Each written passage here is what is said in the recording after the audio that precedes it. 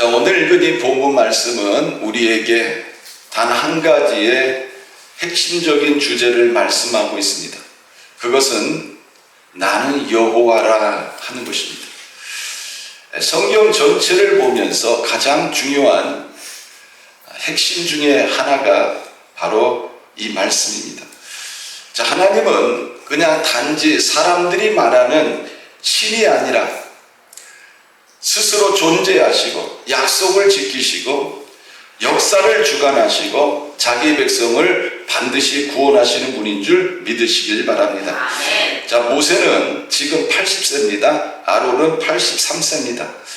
자, 사람의 눈으로 보면요, 이미 은퇴해야 될 나이입니다. 그런데 하나님께서는 우리가 볼 때는 늦었다고 하는 그 나이에 하나님께서 이들을 통해서 위대한 일을 행하시는 것을 우리는 보게 됩니다. 자, 오늘 말씀을 통해서 하나님께서 우리에게 주시는 네 가지 교훈을 살펴보려고 합니다. 자, 첫 번째로는 하나님이 주시는 말씀은 다 전해야 된다는 것입니다. 자, 29절 말씀 우리 같이 한번 읽어볼까요? 자, 시작. 여호와께서 모세에게 말씀하여 이르시되 나는 여호와라. 내가 내게 이르는 바를 너는 애굽 왕 바로에게 다 말하라. 자, 하나님께서 모세에게 말씀하십니다. 내가 주는 말을 한마디도 빼지 말고 그대로 전하라 하는 것입니다. 자, 모세는 어떻게 합니까? 자신의 부족함을 들어서 거절을 합니다. 나는 입이 둔한 자이오니 바로가 어찌 나의 말을 듣겠습니까? 자, 모세는 하나님의 부르심 앞에서 자신을 부르신 전능하신 하나님을 바라보지 않고 자신의 약점을 바라본 것입니다. 그러나 하나님은 모세의 능력을 보시고 모세를 부르신 것이 아니라는 것입니다. 모세가 뭔가 남들보다 뛰어나고 지혜가 있고 능력이 있고 그래서 모세를 택한 것이 아니라는 것입니다. 사랑하는 성도 여러분, 하나님의 종은 하나님의 부르심을 받은 자입니다. 그들에게 능력이 있어서 지혜가 있어서 또 이 땅에서 높은 지위가 있어서 영향력이 있어서 그들을 부르신 것이 아닙니다. 은혜로 부르신 것입니다. 그리고 그들에게 사명을 주신 것입니다. 그러므로 주의 종들은 자신에게 주어진 사명을 감당하면 되는 것입니다. 하나님의 종은요, 말을 만들어내는 사람이 아닙니다. 자기의 가지고 있는 학식과 자기가 경험한 것을 전하는 것이 아닙니다. 하나님의 말씀을 그대로 전달하는 사람입니다. 신명기 4장 2절 말씀에 보면 내가 너희에게 명령하는 말을 너희는 가감하지 말고 내가 너희에게 내리는 너희 하나님 여호와의 명령을 지키라 말씀하고 있습니다. 또 잠언 30장 5절에 보면 하나님의 말씀은 다 순전하며 하나님은 그를 의지하는 자의 방패시니라. 너는 그의 말씀에 도하지 말라. 그가 너를 책망하시겠고 너는 거짓말하는 자가 될까 두려우니라. 그러니까 하나님의 말씀은요, 도하지도 말고 빼지도 말고 왜곡하지도 말고 타협하지도 말아야 한다는 것입니다. 사명자는 하나님의 말씀을 그대로 전하면 되는 것입니다. 이것이 사명자에게 주어진 것입니다. 사도행전 5장 29절에 보면 사람보다 하나님께 순종하는 것이 마땅하다 이렇게 말씀하고 있습니다. 사명자는요, 하나님께 순종하는 사람이지 사람에게 순종하는 사람이 아닙니다. 사명자는 하나님의 종이지 사람의 종이 아닙니다. 우리가 흔히 주의 종, 주의 종, 하나님의 종, 하나님의 종 그러니까 이 성도들이 착각하는 것이 있어요. 마치 주의 종을 사람의 종으로 착각합니다. 그러나 우리가 알아야 되는 것은 사명자는요, 하나님의 종이지 사람의 종이 아니라는 것입니다. 자, 우리는 예레미야 선지자의 순종을 잘 압니다. 자, 예레미야는 사람들이 듣기 싫어하는 말씀을 전합니다. 바로 이스라엘의 파멸과 심판입니다. 바벨론이 쳐들어와서 이스라엘을 멸망시킨다는 말입니다. 이 말을 듣는 이스라엘 백성들 입장에서는 그 말씀이 어떻게 들리겠습니까? 예레미야는 어떤 사람으로 보이겠습니까? 매국노로 보이는 거죠. 나라를 위해서 좋은 말을 하고 좋은 이야기를 해야 되는데 오히려 바벨론이 쳐들어와서 우리나라를 멸망시킬 것이다. 우리나라는 하나님의 심판을 받아서 망할 것이다. 이런 말씀을 전하니까 여러분 듣는 사람들이 예레미야를 어떻게 생각합니까? 예레미야를 미워합니다. 그리고 나중에는 감옥에도 가둡니다. 예레미야는 하나님의 말씀이 자신에게 주어져서 그 말씀을 전할 때마다 그 말씀을 전하면서 기쁘고 즐거워해야 되는데 그렇지 않은 거예요. 오히려 괴롭고 고통스럽습니다. 사람들에게 손가락질 당하고 무시를 당합니다. 너무 고통스러운 거예요. 그럼에도 불구하고 그는 말씀을 멈출 수가 없었습니다. 예레미야 20장 9절에 보면 내가 다시는 여호와를 선포하지 아니하며 그의 이름으로 말하지 아니하리라 하면 나의 마음이 불붙는 것 같아서 골수에 사무치니 답답하여 견딜 수 없나이다. 하나님의 말씀을 전하지 않으면 또 전하지 않으려고 하면 마음이 불붙는 것 같아서 골수에 사무치니 답답하여 견딜 수 없다. 이런 고백을 하고 있는 겁니다. 여러분 우리도 하나님의 말씀에 순종하는 신앙생활을 해야 됩니다. 듣기 좋은 말만 들으면 안 됩니다. 하나님이 왜 성경에 우리가 듣기에 좋은 말도 또 회개하라는 말도 기록해 놨습니다. 다 우리를 위해서 기록해 놓으신 것입니다. 그래서 하나님의 말씀이 선포되어질 때는 우리는 그 말씀을 통해서 내 자신을 돌아보고 깨닫고 하나님 앞에 회개하고 또 힘들 때 하나님의 말씀을 통해서 위로를 받고 소망을 얻어야 되는 것입니다.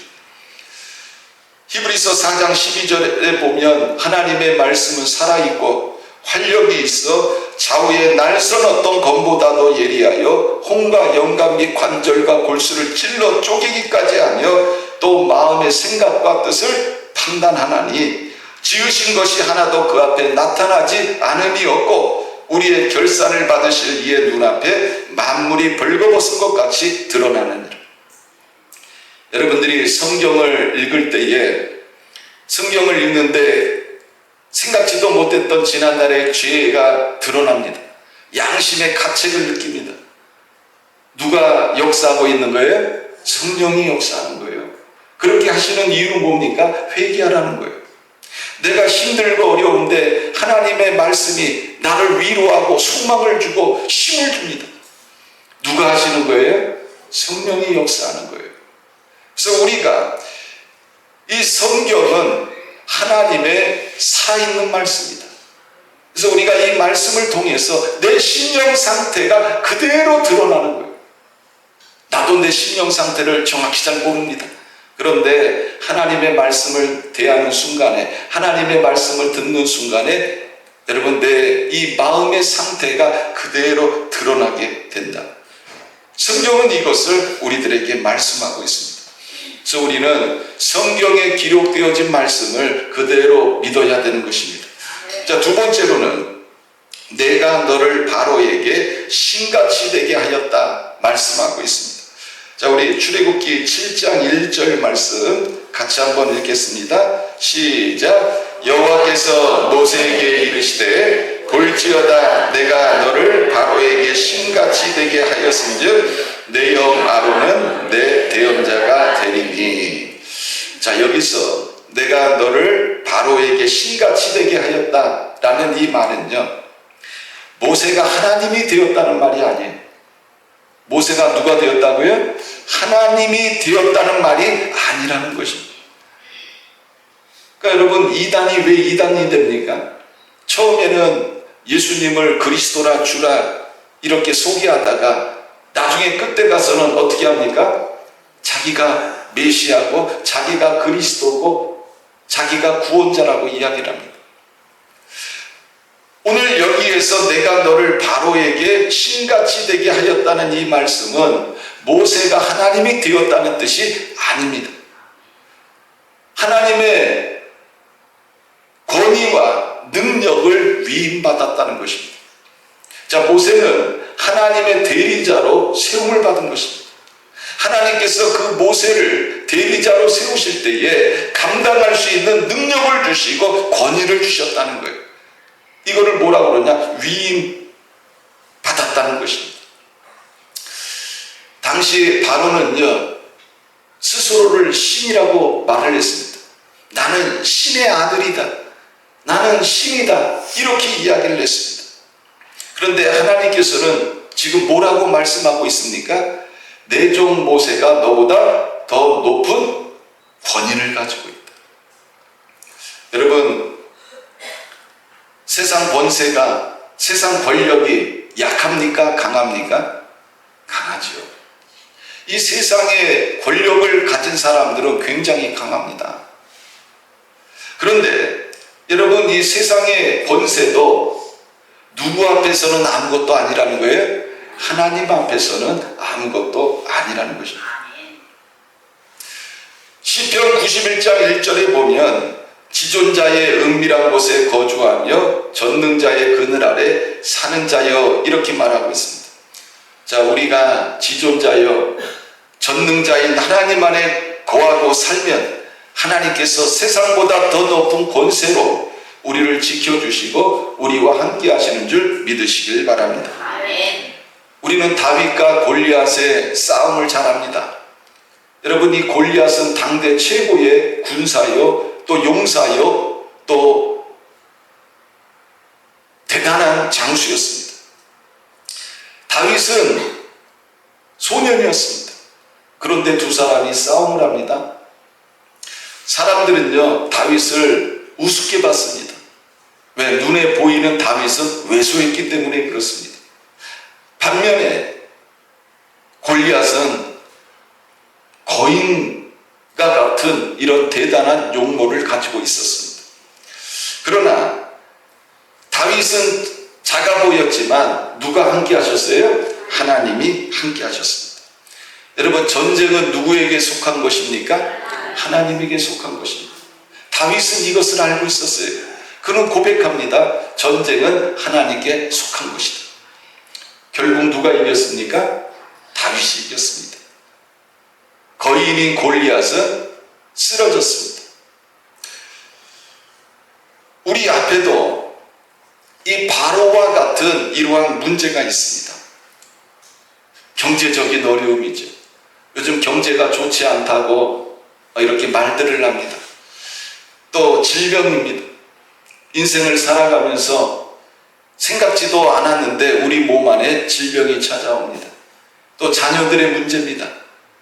행복하게 살기를 원했는데 또 자녀들에게 문제가 일어납니다. 또 배우자들에게 문제가 일어납니다. 또 인간관계 속에서 여러 가지 문제들이 일어납니다. 그 밖에 다른 문제들도 발생을 합니다. 그러나 하나님은 우리들에게 말씀합니다. 두려워하지 말라. 내가 너와 함께한다. 여러분, 하나님이 함께 하시면 우리는 세상에서 담대할 수 있습니다. 어떤 문제가 나를 힘들게 한다 할지라도 하나님이 나와 함께 하시면 능히 승리할 수 있는 줄 믿으시길 바랍니다. 예수님은 이렇게 선포하셨습니다. 담대하라, 내가 세상을 이겼노라.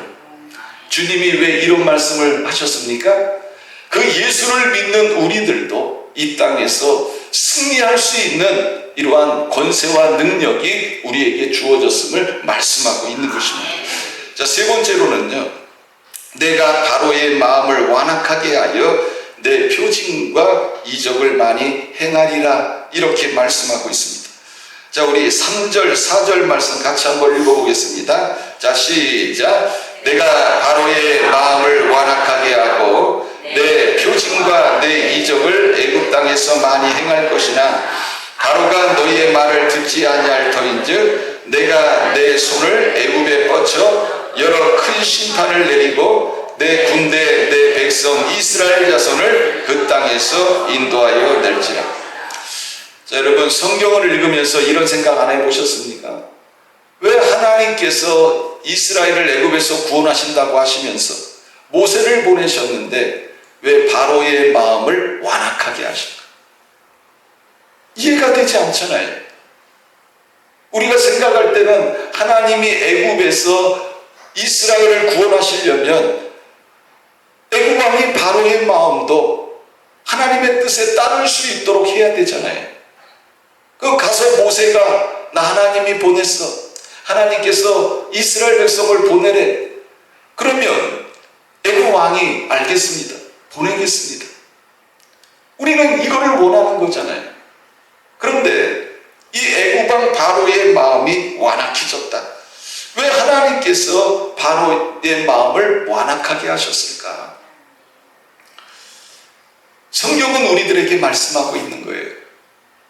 이렇게 하신 것은 하나님께서 더 큰 능력과 영광을 나타내시기 위함이다. 우리는 하나님 앞에 종종 이렇게 묻습니다. 하나님, 왜 기도해도 응답이 없을까요? 하나님의 자녀인 나에게 왜 이런 고난이 임했을까요? 왜 기도하는데 상황은 점점 악화될까요? 하나님께서 우리들에게 성경을 통해서 하시는 말씀이 뭡니까? 내가 더 큰 일을 준비하고 있단다. 우리는 요셉의 고난을 잘 알고 있습니다. 요셉은 형들에 의해서 종으로 팔렸습니다. 옥에 갇혔습니다. 누명을 썼습니다. 그런데 결국 애굽의 총리가 됐습니다. 훗날 요셉은 형들 앞에서 이런 이야기를 합니다. 창세기 50장 20절입니다. 당신들은 나를 해하려 하였으나 하나님은 그것을 선으로 바꾸사 오늘과 같이 많은 백성의 생명을 구원하게 하시려 하셨나니. 하나님께서 바로의 완악함을 통해서 애굽에 어떤 일을 행하셨습니까? 10가지의 재앙을 내리셨습니다. 이 10가지의 재앙이 의미하는 게 뭘까요? 애굽의 모든 신들은 무력하다는 것입니다. 나일강도, 태양도, 가축도, 왕도 모두 다 하나님 손안에 있다는 것입니다. 애굽에서 이 나일강, 태양, 가축, 왕은 단순한 자연물이 아니라 정치, 권력이 아니라 신성한 존재로 여겨졌습니다. 나일강은요, 생명의 신입니다. 이 나일강이 뭐로 변했어요? 피로 변했어요. 하나님은 이걸 통해서 무엇을 말씀하고 있습니까? 생명의 주관자는 나일강이 아니다. 바로 하나님임을 보여주신 것입니다. 또 태양은 최고의 신 라의 상징이었습니다. 이집트 사람들에게 있어 최고의 신은 누구냐? 바로 태양신 라라는 이러한 신이었습니다. 그런데 하나님께서 9째 재앙을 통해서 어떻게 합니까? 흑암의 재앙을 내려서 태양을 가려버려요. 찬빛은 누구로부터 온다는 거예요? 하나님께로부터 온다는 것입니다. 또 가축은요, 부의 상징입니다. 여러분, 이 이집트에서는 황소도 신이에요. 황소신 아피스, 또 암소 여신 하토르와 연결이 되어 있습니다. 여러분, 5번째 재앙에서 가축들이 큰 피해를 입었습니다. 그리고 이집트에서 왕은 태양신의 아들입니다. 그래서 신으로 여겨졌습니다. 또 질서의 수호자로 여겨졌습니다. 그런데 10가지의 재앙으로 인해서 바로의 무력감이 드러났다는 것입니다. 하나님만이 참신임을 선포하셨다는 것입니다. 사랑하는 성도 여러분, 지금 여러분들 중에서도 지금 어려움을 계속해서 겪고 있는 분이 있다면, 하나님 앞에 기도해도 하나님이 침묵하시는 것처럼 느끼는 분이 있다면, 여러분, 하나님은 지금 침묵하시는 것이 아니라는 것입니다. 하나님은 더 큰 표징과 큰 은혜를 예비하고 계시는 줄 믿으시길 바랍니다. 로마서 8장 28절을 말씀은 우리가 알거니와 하나님을 사랑하는 자 곧 그의 뜻대로 부르심을 입은 자들에게는 모든 것이 합력하여 선을 이룬다. 이렇게 선포하고 있습니다. 여러분, 하나님은 우리 안에서 합력하여 뭐를 이루세요? 선을 이루세요. 내가 지금 힘들고 어려운 일을 겪고 있어도 끝은 어떻다는 거예요? 선으로 나타난다는 것입니다. 여러분, 이것을 믿으시길 바랍니다. 그러면 우리가 인생을 살아가면서 만나는 여러 가지 문제들 앞에서도 믿음이 생기는 거예요. 어떤 믿음이 생기는 거예요? 하나님은 합력하여 뭐를 이뤄요? 선을 이루신다. 그러면 우리가, 여러분, 그 고난 가운데서도 너무 스트레스 받지 않을 수 있어요. 왜? 내가 믿음으로 하나님 앞에 서 있으면 여러분, 우리는 합력하여 선을 이루시는 축복을 경험할 수 있기 때문에 그렇습니다. 자, 네 번째로는요, 애굽 사람이 나를 여호와인 줄 알게 될 것이다, 이렇게 말씀하고 있습니다. 5절 말씀에 보면 애굽 사람이 나를 여호와인 줄 알리라, 이렇게 말씀하고 있습니다. 여러분, 하나님의 궁극적인 목적은 이스라엘의 구원이 아닙니다. 온 세상이 하나님을 알게 하시는 것입니다. 문제 자체가 목적이 되면 안 됩니다. 또 병 고침 자체가 목적이 되면 안 됩니다. 형통 자체가 목적이 되면 안 됩니다. 하나님의 목적은 사람들이 하나님이 누구신지 알게 하는 것입니다. 이것이 하나님께서 우리에게 원하시는 거예요. 홍해가 갈라졌을 때 이 소식을 이스라엘뿐만 아니라 주변 민족들도 듣게 되었습니다. 기생나합은 이렇게 고백을 했습니다. 여호와께서 이 땅을 너희에게 주신 줄을 내가 아노라. 우리가 너희를 심히 두려워하고 이 땅 주민들이 다 너희 앞에서 간담이 높나니 이는 너희가 애굽에서 나올 때에 여호와께서 너희 앞에서 홍해물을 마르게 하신 일과 너희가 요단 저쪽에 있는 아모리 사람의 두 왕 시온과 옥에게 행한 일, 곧 그들을 전멸시킨 일을 우리가 들었음이니라. 우리가 듣자 곧 마음이 녹았고 너희로 말미암아 사람의 정신을 잃었나니 너희 하나님 여호와는 위로는 하늘에서도 아래로는 땅에서도 하나님이시다. 여러분, 우리 삶의 간증도 마찬가지입니다. 하나님께서 우리 문제를 해결하신 이유는, 우리의 질병을 고쳐주신 이유는, 또 우리를 도와주신 이유는 사람들이 우리를 높이기 위한 것이 아니라는 거예요. 하나님이 저 사람을 특별히 사랑한다, 이게 아니라는 거예요. 하나님은 이걸 통해서 무엇을 우리들에게 원하시는 거예요? 하나님이 누구이신가를 알리기를 원하시는 것입니다.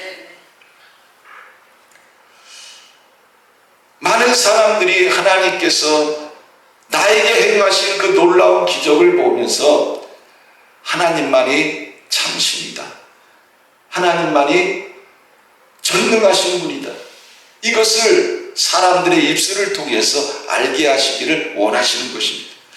이제 결론을 맺습니다. 오늘 하나님께서 말씀하십니다. 우리는 하나님께서 주시는 이 말씀을 그대로 믿고 전하고 또 그대로 순종해야 됩니다. 말씀을 가감하지 말고 순종해야 한다는 것입니다. 두 번째로는 하나님은 우리를 세상 앞에 담대하게 세우신다는 것입니다. 내가 너를 바로에게 신같이 되게 하였다. 세 번째로는 어려움이 길어지는 것은 하나님께서 더 큰 역사를 준비하시기 위함이라는 것입니다. 내 표징과 내 이적을 많이 행하리라. 네 번째로는요, 모든 일의 목적은 하나님을 알게 하는 것입니다.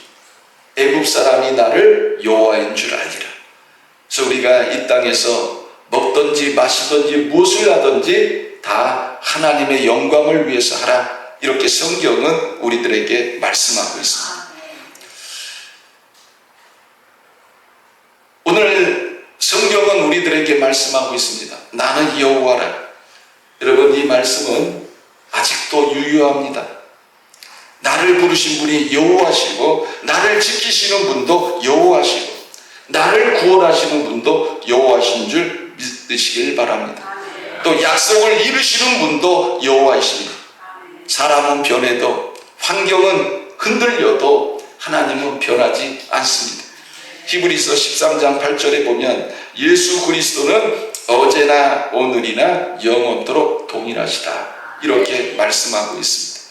오늘 여러분들이 이 말씀을 기억하시고 나를 부르신 분이 하나님이시다, 나를 지키시는 분이 하나님이시다, 나와 함께 하시는 분이 하나님이시다, 나는 여호와라 하시는 이 주님의 말씀을 통해서 여러분들이 어떤 형편에 있든지 다시 한번 위로받으시고 힘을 얻으시고 소망을 가지시기를 바랍니다.